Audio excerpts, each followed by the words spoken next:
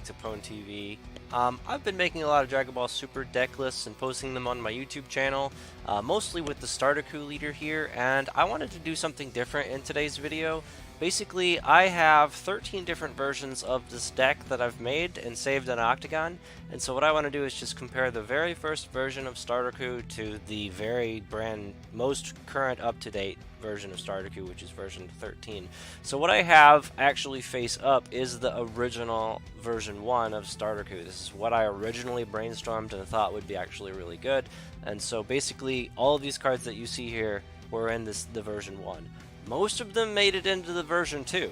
Let's go over all of the cards really quick. I have 4 Babidis, I have 4 Android 13s, 4 Janembas, 4 At All Cost Vegeta, 2 Full Power Energy, 2 Scientist Fu, 3 Awakening Talent Pan, 4 Lord Slug Agent Destructions, 4 Senzu Beans, 4 Whis Coercions, 4 Infernal Villainy Cell, 4 Dimension Magic, 4 North Kai Keeping Watch Super Combo cards. I have 1 Unyielding Spirit Trunks, 1 Furthering Destruction Champa, and 1 Ultimate card. That's my Arcane Absorption Majin Buu. So that's basically everything from the very first version of Starterku, the mono blue or blue-green control basically deck that I kind of made. This was a blue-green variant. Some of the ones along the way cut out some of the green for more blue, etc. But this version that I just made is version 13, and it actually brought green back as much as possible. So half the deck is green, half the deck is blue, and what I think is interesting is all of the cards that are the same. Some of these cards from the version 1 were cut out of the deck list and then later re-added over the different version updates that I made. So this list being this similar is pretty crazy. So with the exception of these bottom cards, everything here is in the same, it's in the version 1. This is all straight out of the version 1, but most of these cards weren't in every other version. I've just changed the numbers so many different times, and this is what I was left with. After 13 iterations of this deck, this is basically what I was left with. So basically everything that's not here in the version 13, I tested it and tested it and tested it and could not get it to work, and so I cut it out of the deck list. I think that this deck works better in the metagame with those changes, and so what are we putting in the deck instead of those cards? Those are the ones in this bottom corner that are still face down. I'll flip them up. So version 13 cuts several cards from version 1, 2, and all the way through 12, and then adds in 3 Honed Moves Yamcha. This is your Awakener card. It's a critical bully hand-hate card, and just an amazing card. I like this card, and if you can play this card in your deck, great. I can't cheat him out with like Child's Wish because I'm not playing a Shenron deck, but I could still tap 3 and then untap a blue, so I'm fine with that. It's not a problem. So explosive card, Honed Moves Yamcha. Couple other cards that I added: Unbreakable Super Saiyan Sengoku, because why not? Have more Infernal Villainy cells, I guess? I don't know. I mean, this is just what ended up in version 13. And then on the next row, we have Crisis Crusher Son Goku. This is an all-star MVP card right now. Against aggro, they can't handle this card. Like, they have to basically get the Planet M2 in play in order to handle this card. And if they don't ever see the Planet M2 that they might be running in their deck, then their 1-drops can't do shit. That's their Saiyan Kabas, that's their Trunkses, everything. Okay, it's going to be a bad day for them. They can't swing anything. And if they're playing untap effects like Senzu Bean, Unyielding Spirit Trunks, etc., which I played in version 1 of this list, you see, if they're playing these, then you basically say, no, you can't even swing the 1-drop. So you can't even untap anything with your cards because you can't even swing the 1-drop. So, and then it's just nuts, okay? It's just nuts. So if you can't attack with those 1-drops, then you also can't activate your Planet M2. So if you have a way to, as the person playing Crisis Crusher, if you have a way to like force them to never go to combo phase, they can never activate Planet M2. Okay, so that's just basically how it works. So if you want to stop them from killing Crisis Crusher, even if they do play the Planet M2, make sure that anything that can swing, which is 2-drops or more, and battle and leader cards, make sure you negate those, and then they can't go to combo anyway, so they can't activate Planet M2. And their 1-drops just simply can't attack anyway. So kinda does shit on a few decks in the metagame that are trying to run those super aggro untappy decks. on the turns 1 and 2 and etc. Okay, so Crisis Crusher Saga, super duper good. I would love to run 4. I tried 4 in the previous version, but my friends talked me out of playing the 4th one, and they said just run 3. I think 3 is enough. Okay, so I'm just running 3 in this list. Other cards I added: Terrible Creator, Android 20. This card was amazing. When I first saw it, I overlooked it because I never played androids, and then it made it into one of the versions of this deck, and now here we are with some Terrible Creator Android 20s in the deck. This is a great card. It gets out any android that you want from your deck for 2. The deck is designed to tap 2 energy. That's what the deck is designed to do. You're playing a leader that just loves untapping 2 blue at the same time, so untapping energy is what you do, okay? So you tap a green and you tap a blue and you play this guy, and then it's basically a 1-drop for you. 1 green, you have other untap effects, so you just don't care, okay?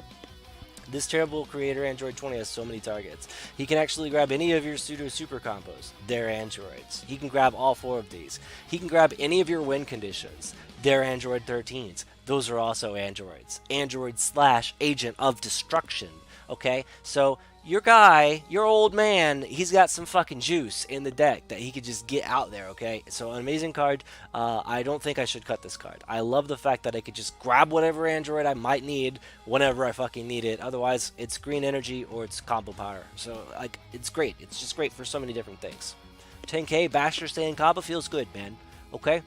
Next up, Dark Power Black Masked Saiyan. Now, I was going to put Senzu in this slot. Yes, just one Senzu because my friend also told me to take out Unyielding Spirit Trunks because Senzu was better defensively than this card, and I agree. And he's like, well, just do a 1-for-1 swap. And then I said, well, that's awkward because that's just one Senzu. And he's like, well, is it awkward that you play 1 Trunks? And I was like, no, but I'm restricted to 1 Trunks, so I have to play 1 Trunks.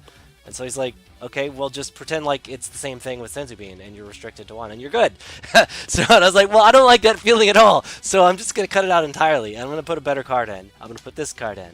How relevant will Senzu be as a 1-of defensively in any deck? Let's be real. I don't think it's going to happen. It feels bad, feels awkward, I feel dirty, I need a shower after I think about it, okay? So Dark Power Black Masked Saiyan goes in that slot. This is a great 1-of. In general, I just got stomped on Octagon by a Child's Wish deck, like, because I didn't have this.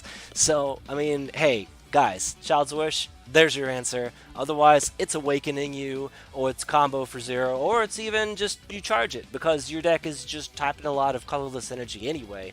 So it doesn't matter if you charge black in this deck at all. Pretty much at all does not matter. Next up, another card that my friends talked me into putting in, Godstrike Beerus. Oh man, Godstrike Beerus. I don't really know what to do with this card. I really don't. This looks like it's a really tricky card to use. Basically, the auto says, when you combo with this card, choose up to 1 of the keyword skills on 1 of your opponent's battle cards and negate it for the duration of the turn. So I talked to some judges about that, and that is all one effect. You're choosing a skill on a card. That's your target. That's your chosen object. It's the skill on that card. So, like, you can't say, like, oh, he swung Saiyan Kaba, I'll choose Double Strike. Oh, okay.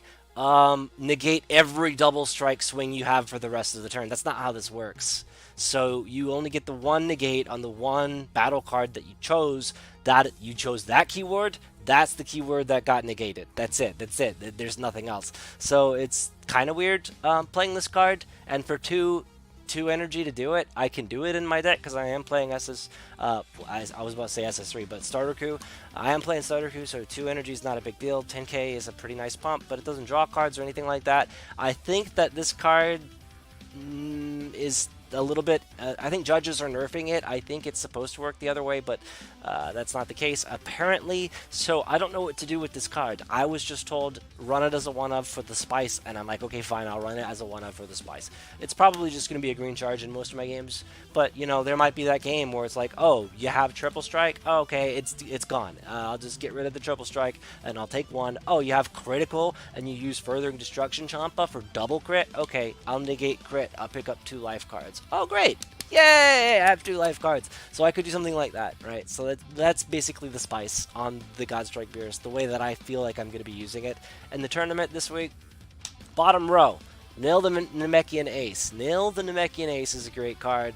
It was great in Set 4 when it was printed. It kind of fell off when new cards came out, but it stuck around a lot longer than most of the Set 4 cards.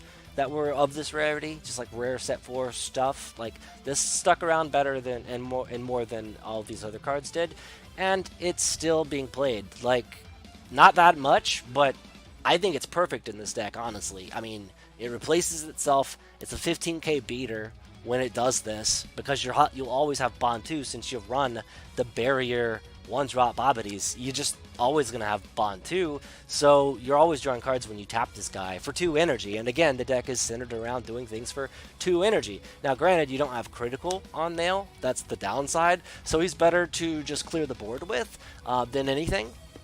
But I just think it's a solid option, and it's a green charge, and it's a combo for 0. So there's just a lot of reasons to use it.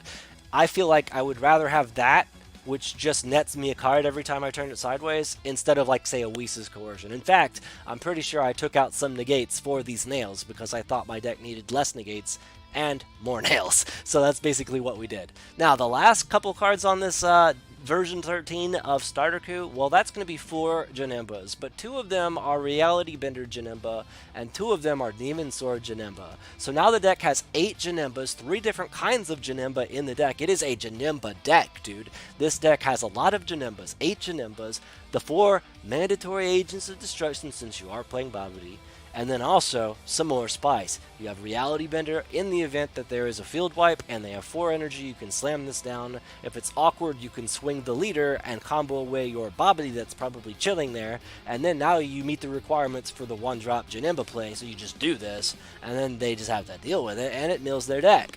Otherwise, blue charge. 0 combo power, or combo cost. So great. This other one, Demon Sword Janemba, just about the same thing, right? Really? I mean, like, another critical Janemba 20k beater, and it's like, okay, tap a bunch of energy, most of which I'll be able to untap with my leader anyway before the end of turn, and do some stuff, okay? And bam, get ya, and then make you drop some more cards into your drop from your deck, and it's just gonna mill them out, guys. They're not gonna have anything left. By the time you hit 6 energy for your arcane play, like, you're going to flash back all of these Janembas and then mill them 3 for every single one of them.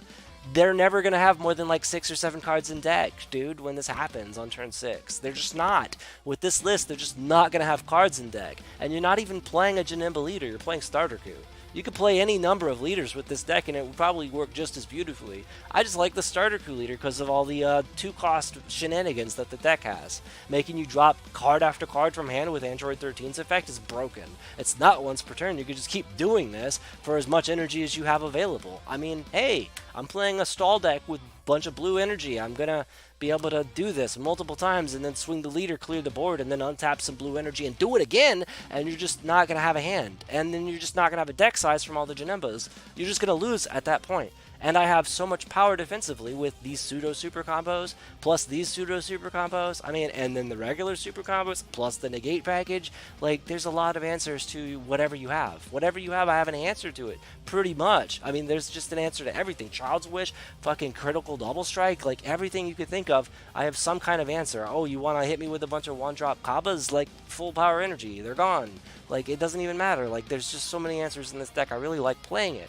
The very last card in the deck was another spicy card that my friends told me to put in. They said, you know what, you have a spot available for another card, and I do see a lot of really grindy decisions in your deck, but I also see that your current Overwhelm cards are weak, which were the Relentless Destruction Mirrors in version 12, and I was considering putting the Scientist Fu back in from version 1. Okay, I was going to do this, and then they're like, no, you know what, try out another Fu that you haven't tried yet. So I said, okay, I haven't tried Fu Shrouded in Mystery. This is an Overwhelm card, 6 energy. When I get to the turn 6, I have this. Otherwise, it's a 10k for 1. Like, I'm fine with that either way. If I have to charge this, it's fine. If I have to combo it away, also fine. If it gets milled, it's not a big deal.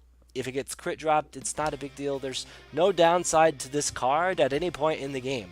I'll never be tapped out, so it's always going to be a solid card in my hand all the way up to and through turn 6. After turn 6, it's nuts, okay? It's doing everything I need it to do, alright? It's going to literally steal an entire turn for me, because it's stealing the turn from the opponent on the next turn. That's just going to happen.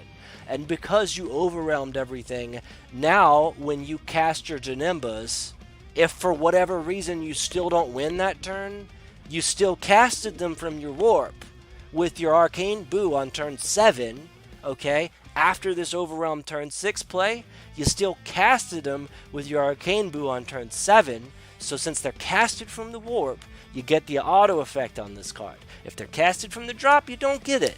But if you play them from the warp or from your hand, you get this. And so if for whatever reason you still don't kill them with this flashback Janemba package, you still get to untap a bunch of energy at the end of turn. You just do.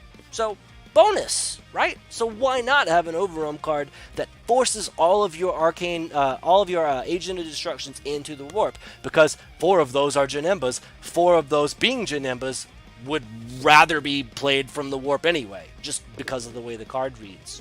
That should happen. So I would argue you need an Overwhelm card in a deck that runs 4 Janembas. Why not? Why would you shoot yourself in the foot on that one? So we chose this one for version 13, which is way different from the others. And so other than that, yeah, those are the very few changes. That's maybe a third of the deck, half of the deck at most, probably 20 cards there. And those are the only real big changes out of the core, which as you see at the top here, this is basically your core package right here, man. This is basically what you're trying to get in there with. And it's the same from version 1, and it's the same in version 13. Anyway, that is the deck profile for version 13. I hope you guys liked looking at it, and I hope y'all found some pretty interesting things with like the differences and the similarities between version 1 and version 13. I certainly did, and so that's why I decided to post this video this way. Anyway, that's it for the deck profile. Thank you for watching it to the end, and I will see you in the next video. Peace out.